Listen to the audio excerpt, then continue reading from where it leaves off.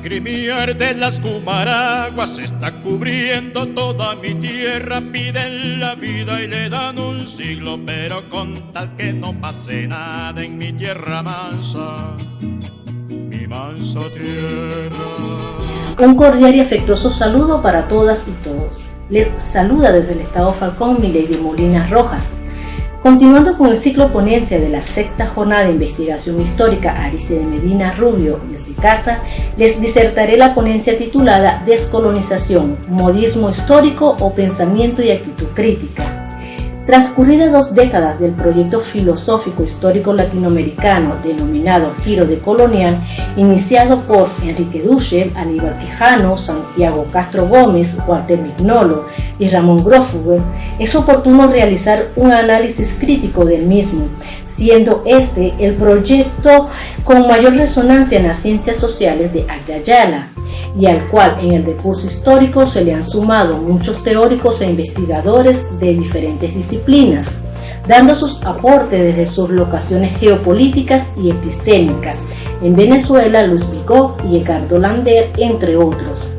Aún así, nos encontramos con espacios donde se desconoce el giro decolonial, o se plantea como una utopía o una promoción política popular, desconociendo que en los últimos lustros en el territorio denominado impositivamente América, más bien Ayayala, se han logrado muchos avances tanto en los estudios como en los movimientos sociales decoloniales, en la apropiación de espacios sociales, culturales, económicos, educativos y políticos, pasando por las luchas de género o discriminación racial. Sin embargo, prevalecen ciertas interrogantes como ¿qué es la descolonización? ¿Cuál es la diferencia entre colonialismo y colonialidad? ¿Qué es el eurocentrismo? ¿Es un volver a las costumbres ancestrales y vivir como salvajes? ¿Es un modismo histórico, una corriente filosófica, una actitud crítica ante los procesos históricos? A la par de estas interrogantes han surgido cuestionamientos detractores, afirmaciones que avalan la civilidad impuesta por Europa, agradeciendo el desarrollo científico positivista de la modernidad, mostrando evidentemente un total desprestigio por lo ancestral y ridiculizando las propuestas decoloniales o las epistemologías del sur, caracterizándolas como modismos históricos. Es necesario revisar algunos aspectos fundamentales de los procesos de colonización, colonialismo y descolonización. La crítica al colonialismo debe partir desde lo epistémico, con todo el andamiaje de la geopolítica del conocimiento, es decir, desde el punto cero. Desde la lógica de la colonialidad, colocar un nuevo locus de enunciación, el de Ayayala, y su epistemia otra, y no la eurocéntrica. Continuamos con la crítica que Santiago Castro Gómez en El tonto y los canallas realiza del giro decolonial. Este latinoamericanismo postulaba la necesidad de una filosofía propia que permitiera desde sus propios contextos y realidades estudiar los diversos procesos latinoamericanos. Por otro lado, ante el dilema de la modernidad-colonialidad, nos recuerda que es parte constitutiva de la otra. Así que solo en su dialéctica es posible el proceso de descolonización. Por tanto, la colonialidad se supera a través del legado moderno. Aunque parezca hilarante y contradictorio, es a través del legado de la modernidad que podemos combatir las herencias coloniales generadas en nuestro medio por esa misma modernidad. Esto nos deja otro sarcasmo dilemático, dado que el ayayalismo, es decir, el recurrir a las epistemologías otras de los pueblos originarios y sus saberes ancestrales, no nos garantiza por sí solo el proceso descolonizador. La diferencia entre el colonialismo y colonialidad, en palabras de Groffuger, es entender esta última como la continuidad de las formas coloniales de dominación después del final de las administraciones coloniales.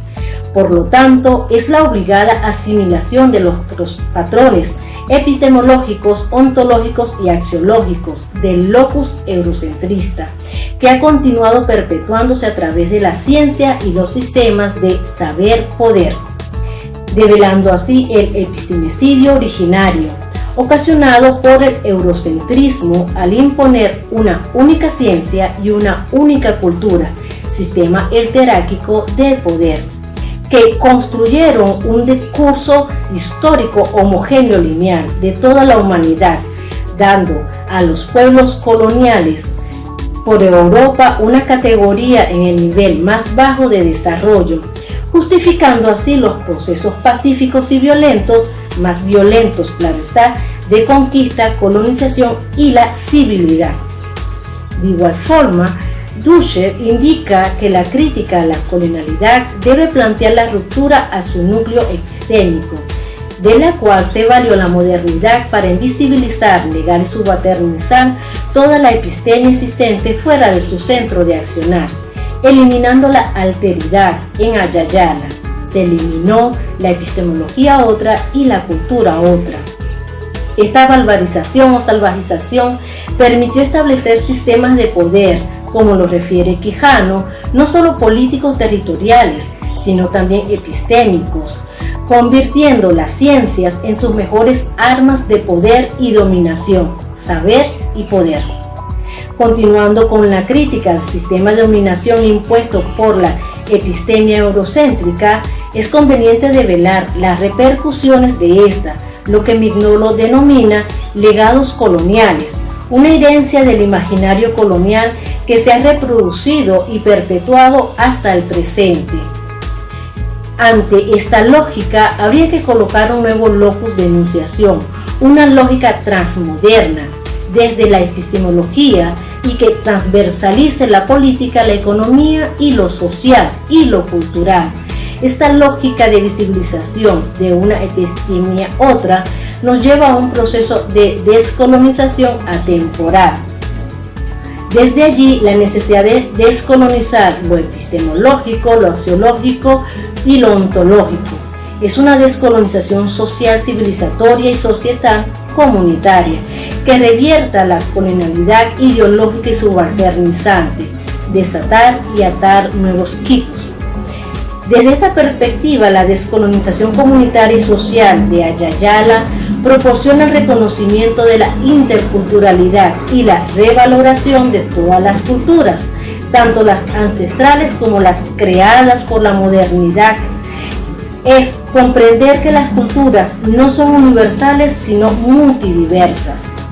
La descolonización propone un diálogo intercultural, interepistémico, interaxiológico e interontológico de los pueblos de Ayayala, y este diálogo trascienda hacia lo que Duscher llamó transmodernidad, en la transversalización del tiempo histórico.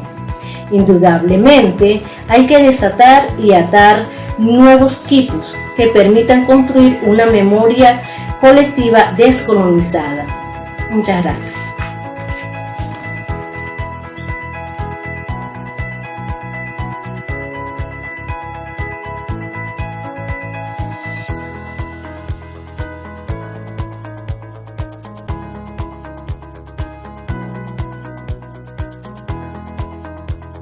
Mi tierra mansa, mi mansa tierra.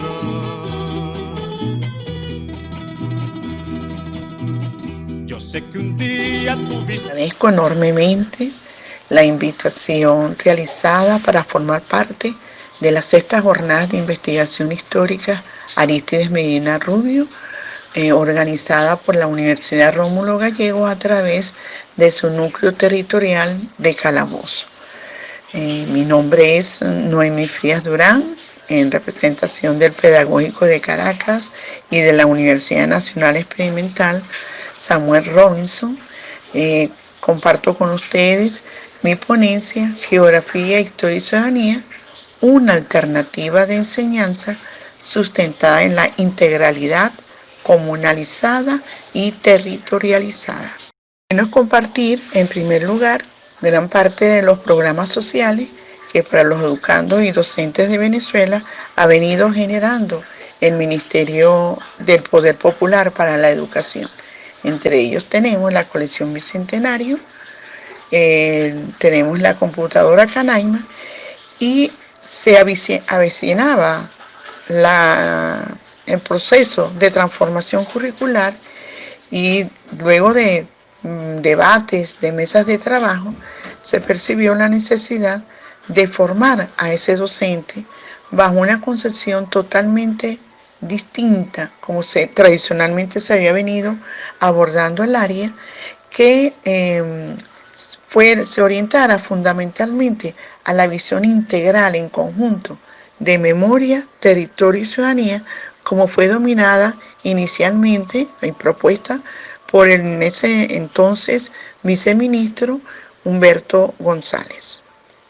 Ese arduo camino del proceso de transformación curricular para educación media general, donde teníamos el gran compromiso de formar a los docentes, nos decidimos sustentarnos en coherencia con la Constitución de la República Bolivariana de Venezuela, donde se hace ese énfasis en la enseñanza de la historia y la geografía, y fortalecida por la LOE en su artículo 15, donde se establece la formación geohistórica, creada por el gran maestro Ramón Tobar del Instituto Pedagógico de Caracas, que no es otra cosa que el estudio de los procesos desde la dinámica del tiempo y el espacio, esa dinámica temporoespacial que va a permitir precisamente tener una visión de conjunto, una visión de totalidad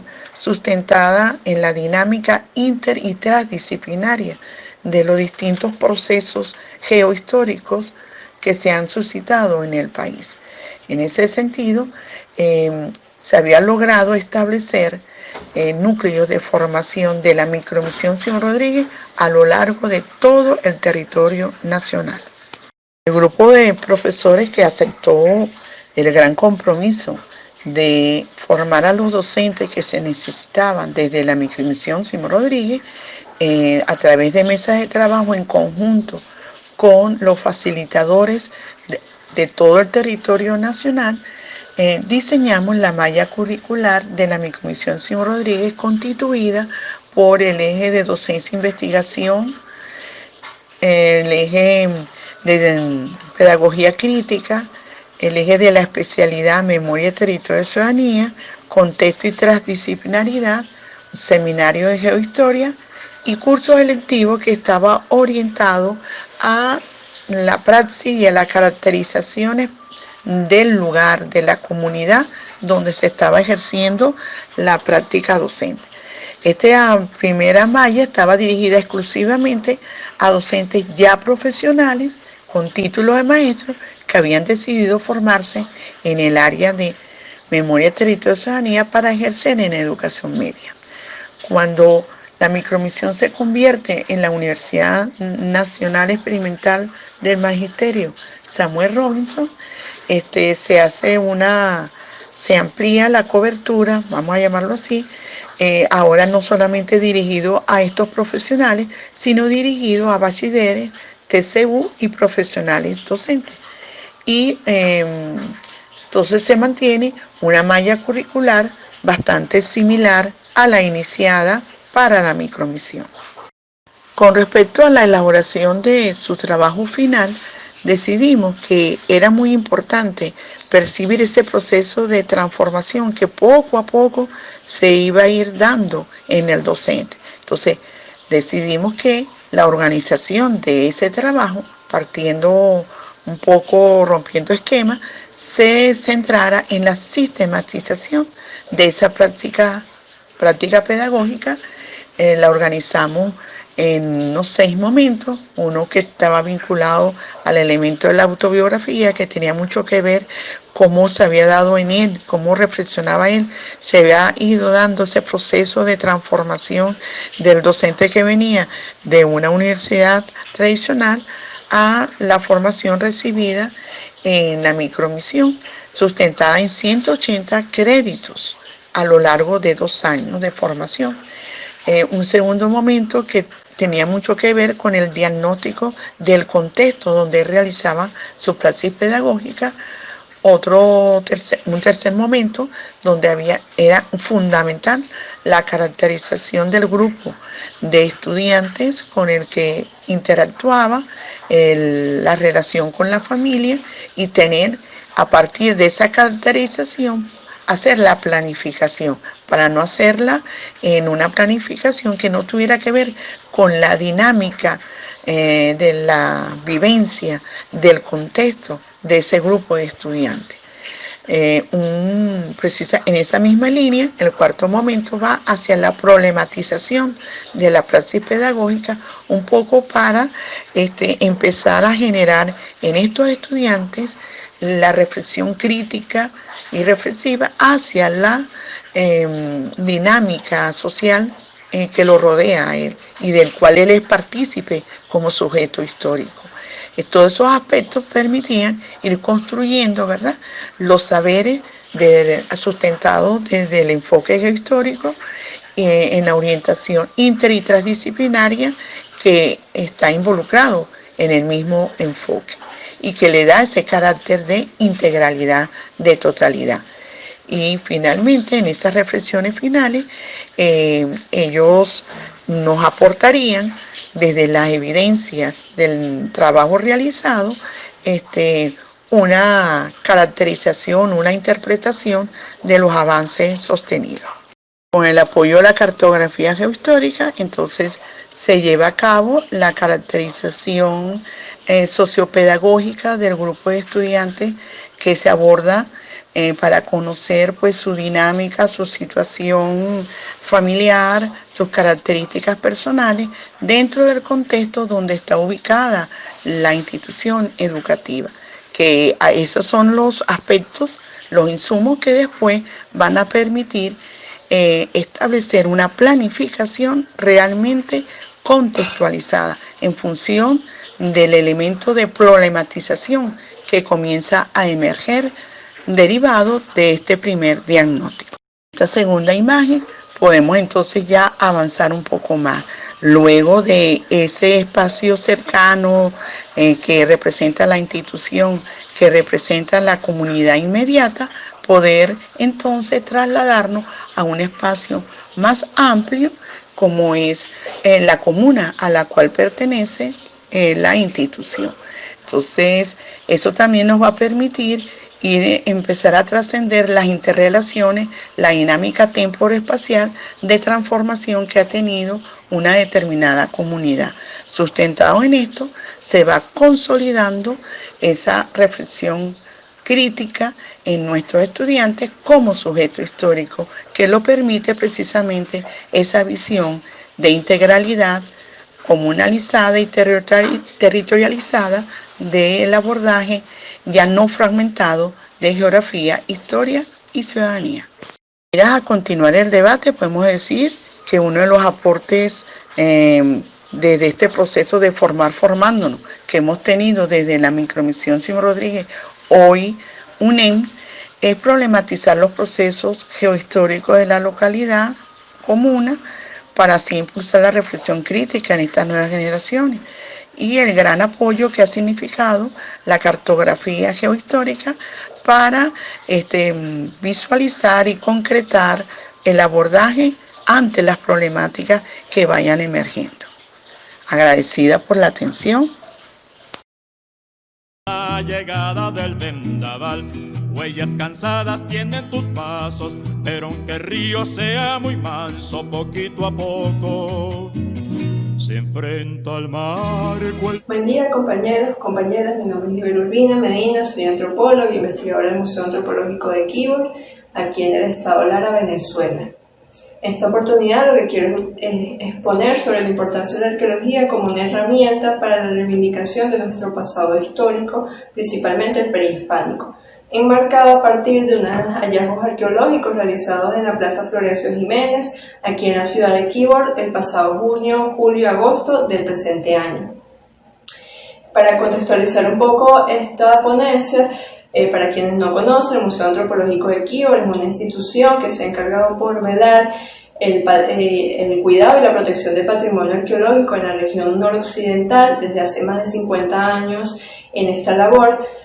Y sin embargo, no es únicamente se ha encargado del resguardo de estos materiales, sino que además se ha encargado de la investigación, del estudio del pasado prehispánico de esta región y sobre todo sobre su divulgación y educación a las nuevas generaciones y a la importancia de estos materiales, ¿no?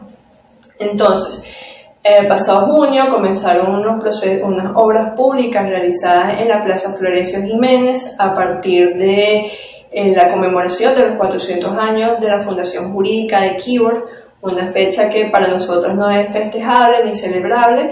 Sin embargo, la alcaldía del municipio de Jiménez aprovechó el momento para realizar unas obras, entre ellas en esta plaza, la cual se encuentra ubicada muy cerca de lo que corresponde al yacimiento arqueológico del cementerio Boulevard de Quíbor, un cementerio que fue empezado a excavar en 1965, el cual es uno de los más extensamente excavados del país. Cuenta con aproximadamente 400 enterramientos indígenas, junto a miles de piezas arqueológicas compuestas por materiales de cerámica, de concha marina, de piedra, entre otras materias primas. Este yacimiento hizo en su momento que la arqueología larense se volviera conocida y reconocida a nivel nacional y a nivel mundial.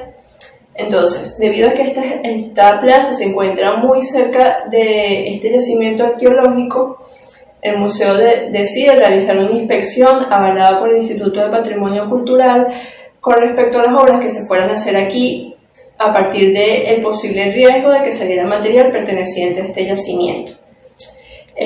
A pesar de que este proceso de inspección comprendió varias etapas, el museo estuvo, en lo que corresponde a este momento, a la investigación o a la ponencia que estoy comentando, fue a partir de unos pozos que se tenían que realizar en dos de las esquinas de la plaza para colocar unos murales decorativos. Estos pozos debían medir 1,40 de profundidad.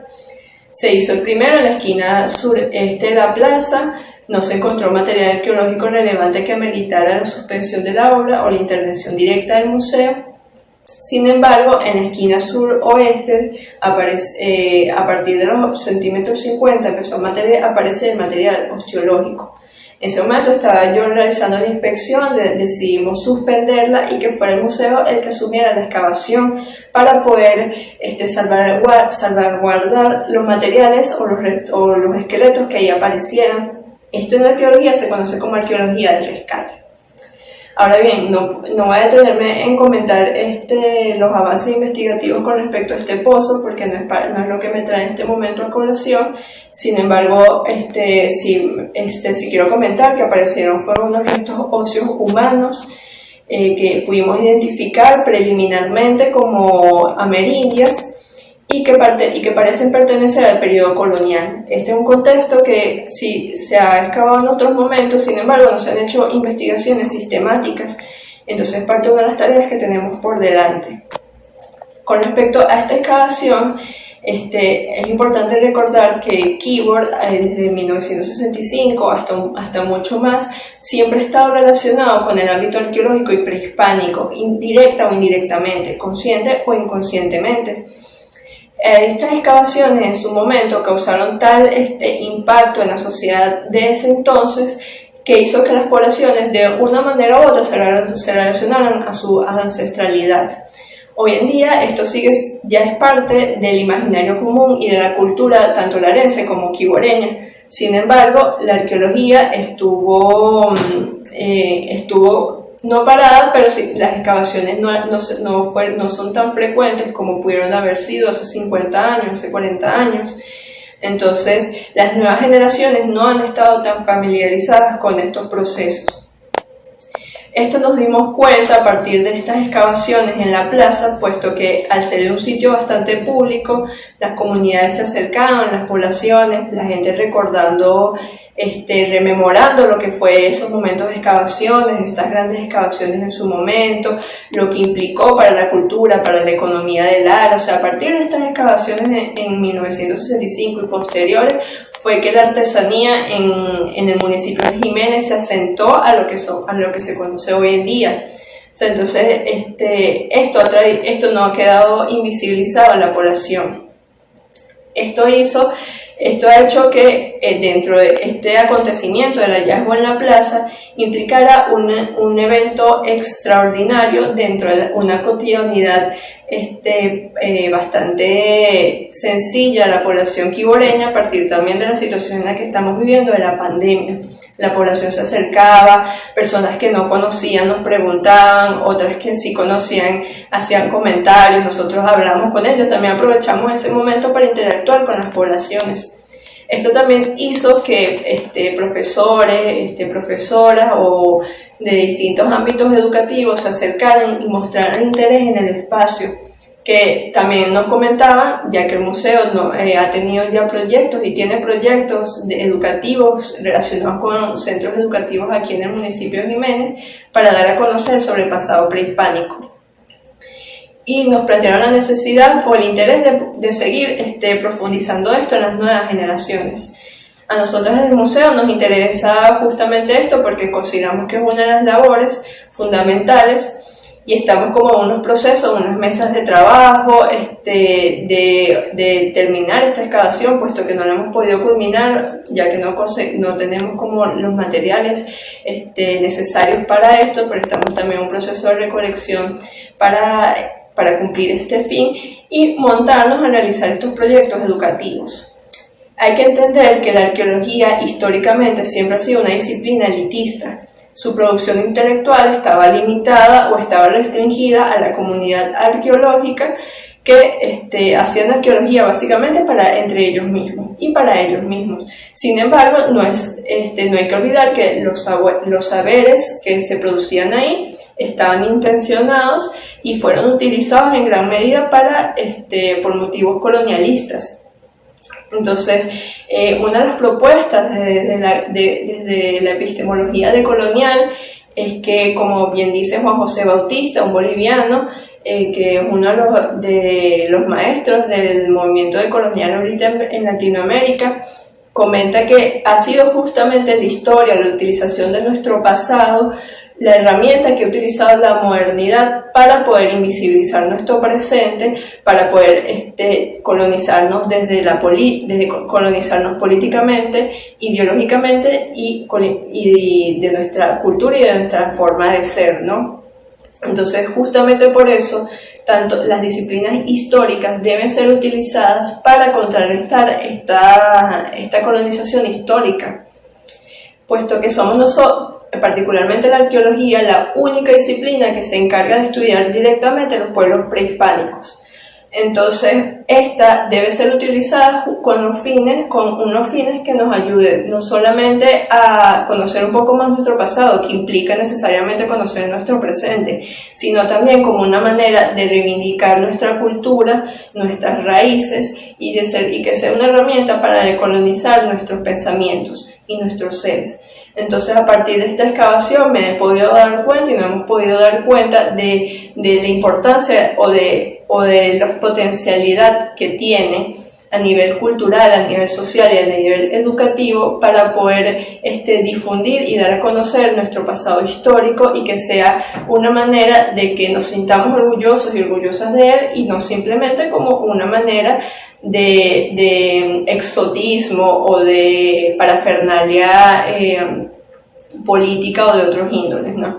Entonces, bueno, ya entiendo que se me acaba el tiempo, entonces a pesar de que no pude comentar o no es como suficiente para comentar todo lo que se puede abordar a partir de la arqueología, estoy atenta para cualquier pregunta o comentario que se pueda hacer al Museo Antropológico de Quíbor. También está a la orden para cualquier tipo de consulta. Estamos siempre haciendo estas labores y siempre queremos buscar la manera de poder difundirlo lo más posible. Entonces, ya que estoy esperando el debate y las disertaciones que puedan surgir a partir de esta jornada de investigación. Gracias por escucharme.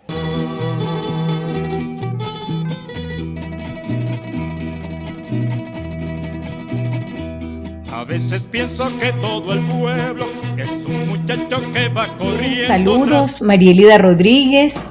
docente de la Universidad Nacional Experimental de los Llanos Occidentales Ezequiel Zamora, UNEYES Apure.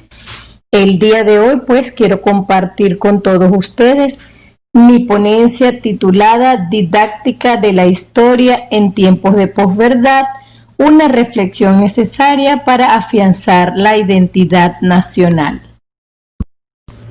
La enseñanza de la historia a lo largo de los años en Venezuela ha tendido a paradigmas conductistas, basadas casi de manera exclusiva en la memorización de fechas y héroes. Se considera por muchos estudiantes en los diferentes niveles del sistema educativo venezolano como un saber poco útil. Esto obedece, entre muchas razones, a la forma en que es adoptada por los docentes. Es aquí donde la didáctica, considerada como ciencia que estudia los componentes tanto humanos como materiales, que intervienen en los procesos tanto de enseñanza como de aprendizaje, para establecer funciones e interrelaciones y dinamizar la acción docente-estudiante, juega un papel importante. La anterior afirmación, producto de la experiencia docente personal y de pares de investigación, tributa a que ser docente de historia implica un poco más del dominio de la materia. Se requiere además saber transmitir con claridad los conocimientos a los estudiantes, desarrollar el arte de enseñar, que no es otra cosa que aplicar la didáctica. Se requiere un docente motivador, con lenguaje claro, que combata a los depredadores de la historia en el aula de clases, como lo son el bostezo, la apatía, la deserción, y un nuevo fenómeno fortalecido con las tecnologías, la posverdad, fenómeno desbordado en el mundo en los últimos años y no escapa al ámbito educativo, permeando así las disciplinas académicas, entre ellas la historia. Se percibe con gran preocupación la tergiversación en gran manera de los hechos históricos, olvidando así que la historia es el verdadero poder del que ningún pueblo o grupo humano puede prescindir. Por tanto, la urgencia de despertar el sentido crítico de los estudiantes a todas las situaciones individuales y colectivas. En este orden de ideas, el aprendizaje de la historia debe dejar de concebirse por los estudiantes como una mochila gigante donde debe y es obligado a colocar montañas de nombres y fechas, enumeración interminable de hechos, repetición mecánica de juicios y datos que solo producen una terrible aversión por la historia. Ese despertar al pensamiento crítico es una tarea ineludible e inmediata. Solo así, con este binomio indisoluble, se estará afianzando la identidad nacional. La didáctica empleada en la historia debe servir de manera clara para que las nuevas generaciones valoren, aprecien y disfruten de todos los vestigios del pasado. No se debe dejar de lado que los estudiantes pueden adquirir por la orientación del profesor la capacidad de discernir. Es responsabilidad convocar a un gran esfuerzo para ayudar a los estudiantes a desarrollar una conciencia plural, que afirme solidariamente los valores democráticos, que posibiliten la participación activa en la sociedad, que además todos los ciudadanos merecemos, promoviendo el respeto a lo diferente, a lo que pasó. Para ello, no solo debe transmitirse información, sino también en la evocación de su pasado, las relaciones con sus semejantes, valorar lo culturalmente heredado. La función de la didáctica es potenciar el conocimiento para mejorar la práctica. Se debe abordar desde la perspectiva conceptual como campo de investigación y como campo de intervención práctica. Es en definitiva la única disciplina que trata globalmente los procesos de enseñanza y aprendizaje como un sistema de comunicación y relación con múltiples implicaciones personales, institucionales y sociales, válidamente aplicadas para la historia. Pero, ¿cuáles son las debilidades actuales en la enseñanza de la historia? Sin duda que existen una serie de elementos que han impedido la efectividad en la enseñanza y en el aprendizaje de la historia, pudiendo enumerar algunas de ellas. El poco tiempo en la carga horaria en los diferentes niveles educativos, la improvisación del profesorado, bien porque no son especialistas en el área o sencillamente solo repiten patrones de formación colonialista, repetitivos, memorísticos, el desconocimiento de las funciones de los cursos de historias que no sean meramente informativos, la limitación a temas políticos y militares sin las implicaciones sociales derivadas de ellas, Poco o ningún material gráfico, visual o documental derivado del pensamiento crítico o análisis histórico realizado por los docentes y estudiantes como estímulo a ese espíritu creador. Pensar que la historia puede darla a cualquiera porque es teórica, solo es una materia más. Otro elemento importante es la innovación en los materiales de trabajo. Es necesario pensar en los espacios en los que no se cuenta con tecnologías e innovaciones, para lo cual la respuesta es sencilla: el uso del lenguaje. Los docentes debemos tener un lenguaje claro, explicativo, de ánimo, pero sobre todo motivador. No está mal que cada profesor busque su método, inclusive que adopte otro que proponga a su estudiante. Lo importante es consolidar el aprendizaje, pues cada grupo es diferente, tiene necesidades e intereses que debemos descubrir y suplir. En atención al planteamiento anterior, debe concebirse la enseñanza de la historia como medio para adquirir habilidades cognitivas, como análisis, inferencias, interpretaciones, críticas, juicios evaluativos en el manejo de fuentes informativas y para desarrollar actividades intelectuales y socialmente tolerantes. La lucha contra esta enorme nube gris ideológica nos obliga desde el sistema educativo a redefinir el modelo didáctico que nos abra camino al fortalecimiento del pensamiento crítico. Creer que en historia todo está dicho y hecho no debe seguir. No se debe perder la capacidad de discernir. Pero, ¿y qué debemos hacer? Sería la pregunta. Debemos rescatar la función social de la historia. Ello implica reconocer que la vivencia de la historia se da en los sujetos de forma desigual, de modo que varía en cada uno en el transcurso de su existencia. Dotar a los pueblos de un pasado común y fundar en esto una identidad colectiva. Durante el proceso didáctico es necesario abordar los diversos aspectos socioeconómicos, políticos, étnicos, culturales e ideológicos de la sociedad venezolana.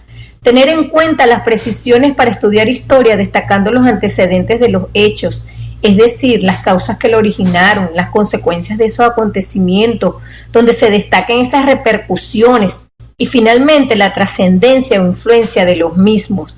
Minimizar las tendencias rutinarias del método memorístico, retórico y consolidar el diálogo. Esto a su vez permitirá el discernimiento, la toma de conciencia y por ende el pensamiento crítico. Recurrir a los acontecimientos diarios como forma de explicar las consecuencias derivadas de los hechos pasados. Desarrollar actitudes críticas, confrontando y comparando los sucesos del presente con los del pasado, como forma de proyectar al futuro ciudadanos conscientes. Destacar en los encuentros que los problemas de los seres humanos como el trabajo, la producción y el poder son históricos, que se han presentado en todas las épocas y es a través de la historia que pueden explicarse y comprenderse. Fomentar la divulgación de los fines educativos de la historia, que tiene que ver con educar para la comprensión del presente, educar en valores, educar para el desarrollo de habilidades cognitivas y de estrategias para afrontar la incertidumbre del futuro, abordar los problemas sociales, profundizar en la ciudadanía democrática, valorar y disfrutar el patrimonio cultural, así como su difusión y conservación, desarrollo de una conciencia de globalidad temporal. Finalmente, el estudiar la historia y la aplicación de una didáctica adecuada redundará en la identificación de los estudiantes con su origen, haciéndolos ciudadanos conscientes del valor y la importancia de su lugar de origen, fortaleciendo la identidad nacional. El llamado es a humanizar la historia, y tal como lo plantea Morán, la enseñanza de la historia es insustituible para el arraigo de la identidad nacional. Urge la alianza académica entre didáctica e historia. Esta ha sido mi intervención, pues desde la UNEYES Apure. Abrazos y bendiciones a todos. Muchísimas gracias por su cordial atención.